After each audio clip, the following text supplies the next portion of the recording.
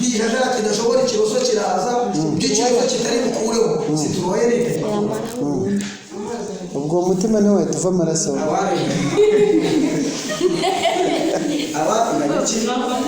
naho Imana yabikoze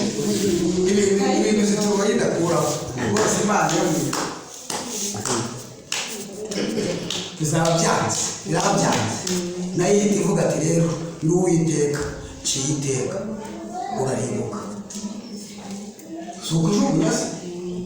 iyo ikintu gikubye umwana ukanga gushiraho urajugunya ukajya gushaka ikintu sefini ubwo abaye kakandi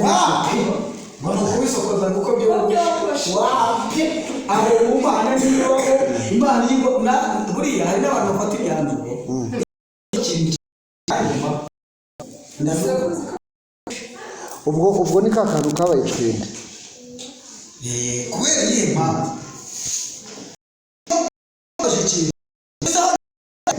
ntabwo mpita no kugira ngo kubera ko kirabona na turuwaye